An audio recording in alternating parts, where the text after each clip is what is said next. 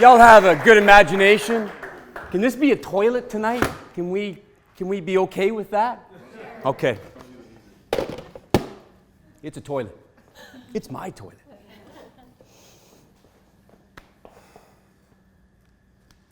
Fire! Mandy's screaming outside the bathroom door, and all I'm trying to do is finish my morning rituals. It's March 19th, 2018, and it was just a few days prior that I had shoulder surgery. They reattached my rotator cuff, and my arm was in a sling, and it wasn't going to be any good for at least another 3 months. So as I tried to stumble off the toilet and put my pants on with one arm and stumble out the bathroom door, and Mandy ushers me outside our front door and points at the house just right beside us. It's engulfed in flames, and outside is the owner of the home. It's the grandfather, and he's holding on to the 1-year-old baby. He doesn't have a shirt on, just his pants, and right beside him is his youngest daughter's boyfriend, and he has nothing on but his underpants. And they've got this look of horror as they're watching their home being engulfed in flames. Just then, the oldest daughter runs out screaming in hysterics. She's completely stark naked. I run over to her and I say, "Is anyone in the house?" She says, "Yes, my sister, she's trapped upstairs."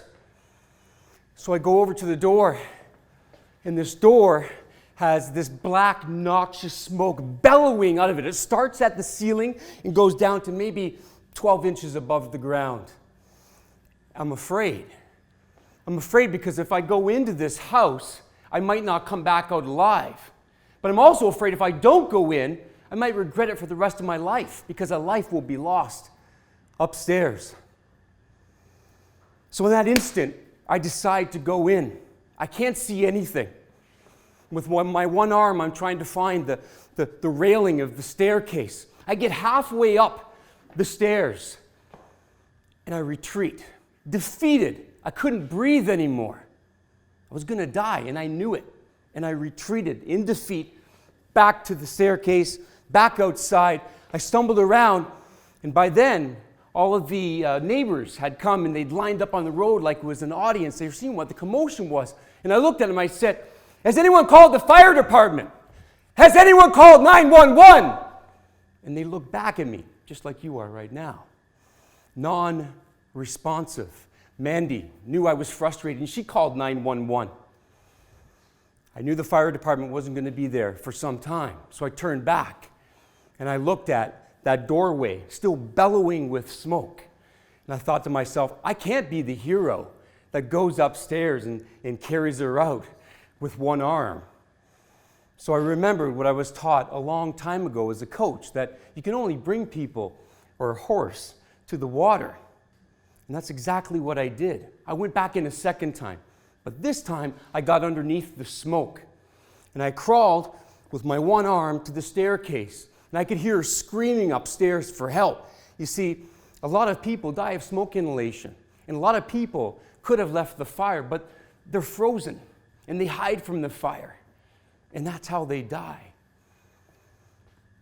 So as I'm waking my way up the stairs, I'm coaching, yelling at her to come down the stairs. And I'm getting somewhere with her because I can hear her voice getting closer. And I'm about halfway up the stairs. And then I saw it. It was like an apparition that I will never, ever forget. It was her small foot. It was draped in a blanket that she was using to shield herself. And when I saw that foot, it was this overwhelming sense of joy because I knew she was going to live. And a lot of relief, as you can imagine. So I grabbed her quickly and I ushered her outside the house to be reunited with her family and her boyfriend. That was a 4-alarm fire where 28 firefighters responded. 2 people went to hospital. One of the firefighters was evacuated out of the home because his fire helmet had melted from the intense heat. Mandy's maternal instincts kicked in, and she got everybody blankets. And when the ambulances arrived, she actually brought them to the ambulance attendants for care. So when I think back about that day, I'm sort of confused because they made a big deal about it. As you've already heard, I got a citation for bravery from the mayor of Vaughan, and just 2 weeks ago, I don't normally carry this around with me, But I brought it for you here tonight just to show you. This is a Silver Medal of Bravery, and this was given to me by the Lieutenant Governor of Ontario just 2 weeks ago. And I graciously accepted both of those awards, but again, I was somewhat confused because I really didn't feel like a hero, because really I was just in the right place at the right time doing the right thing. Yet they wanted to award me with these gifts. I was also confused because I was the only one that did something, and so many other people did nothing. I don't think I'm special, so I was very curious. Why did those people do nothing? I wasn't the only one confused, because at this event, another medal recipient had told me a similar story, an amazing heroic story that she participated in when a bus that she was on with 40 or some odd people was going out of control, barreling down the Highway 401 because the bus driver had fallen unconscious right on top of the steering wheel. She was the only one that got up. She tried to move the bus driver, but she couldn't do that. So she crawled underneath him, took his foot off the accelerator, and with her other hand, she braked the bus to a final stop and avoided, obviously, an imminent disaster. Incredible story. But again, she was confused, just like me, because everyone on that bus except her did nothing. And she's the one that did something. So I did some research, and I found out that this is a phenomenon with humans. It's in our human nature. It's called the bystander effect. It was coined by a couple of social scientists, John Daly and Bibb Latané, back in the 60s. You may be familiar with this story. It was quite famous. They were studying a very high-profile murder case where in Brooklyn, New York, there was someone called Catherine or Kitty Genovese. And she was coming home from work in the early morning, and she was trying to get into her apartment building. And there was an attacker waiting for her. He attacked her for 10 minutes. And they knew from reports that there was at least 40 plus people that had witnessed it from the windows in the apartment buildings that surrounded where the attack took place. But yet no one did anything except this one man. He rolled up the window and he said, hey, you leave that woman alone. And he left. But he came back. Kitty was so injured that she crawled to a door to the apartment, but it was locked. And 10 minutes later, there he was again. He stabbed her, he raped her, he took $50 from her, and he fled. And Kitty, she died en route to the hospital. So if that's the bystander effect, why does it happen? And there is another psychologist, Melissa Berkeley, who basically said there's 3 reasons. The one reason is quite obvious, I think, to all of us. It's called fear. And fear is a big demotivator for human beings, isn't it? So when we get into fear, we're also fighting our natural responses. It's called our sympathetic nervous system. It allows us to fight or flight, as we heard earlier from that amazing talk that Luke did. And there's another state. It's called being frozen. It's sort of like in purgatory, where you actually can't do anything because we can't fight biology. It's much stronger than we are. So that's number one. Reason number 2 is more social. And this is where Melissa talks about a pool. If you can imagine that there's a pool with kids swimming in it. And over here, there's some parents, okay, that are on looking, along with us, me, over here. So what would happen if one of the children started thrashing around and could be drowning? What we would do, and research proves this, we'll look over at the other parents first to see what their reaction is. What kind of body language do they have? Are they laughing? Maybe this is a joke. I don't want to be the joke that jumps into the pool with all my clothes on when this is just a farce, maybe for YouTube or Instagram.